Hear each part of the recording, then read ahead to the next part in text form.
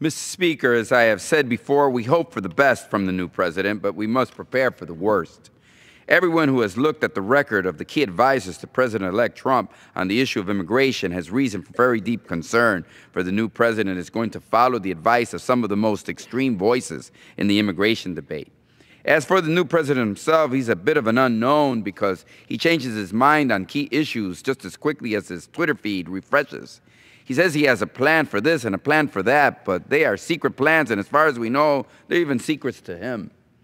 He knows more about computers and the internet and ISIS and terrorists, Russia and NATO than all of the policy experts put together, and he thinks of himself as kind of the ultimate presidential advisor to the new president. But it is Trump's lieutenants who worry most of us.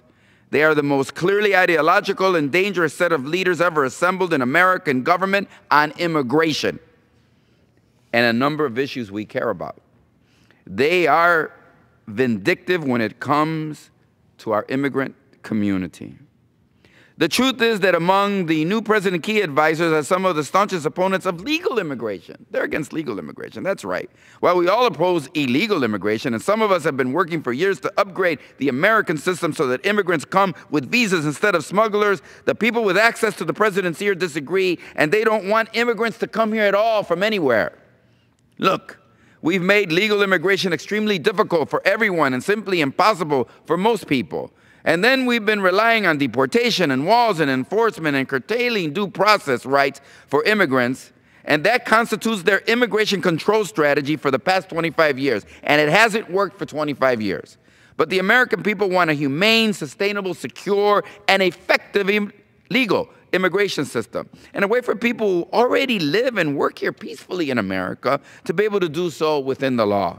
So, Mr. Speaker, this is why I will join a few thousand allies here in Washington this Saturday at the historic Metropolitan AME Church on M Street to send a clear message that immigrants and their allies are standing up for immigrant communities.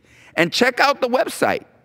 The D.C. rally will be one of more than 50 public actions and marches across America on or about this Saturday, the 14th, where leaders of immigrant rights movement will stand alongside elected officials, faith, labor, education, LGBTQ leaders to say we will not allow mass deportation or immigrant roundups on our watch. That we do not want endless delays that keep families waiting 10, 15, 20 years for a visa. That we don't want people to have to choose between 10 years in exile or the green card for which they qualify under U.S. law because our laws have been crafted to punish people by keeping them in an undocumented status, even when they can apply to be here legally.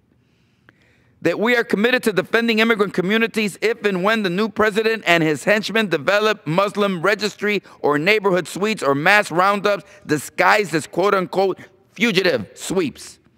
We will fight attempts to criminalize immigrants and fight attempts to take away documents from people who are now in the system and working on the books, like the 750,000 young people who signed up for DACA. With the Bridge Act, we will fight so that dreamers are protected from deportation and can lead the fight for millions and millions of other immigrants who have no options under our current law.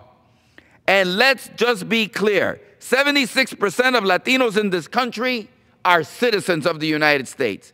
So 3/4 of us can vote or will soon be able to vote.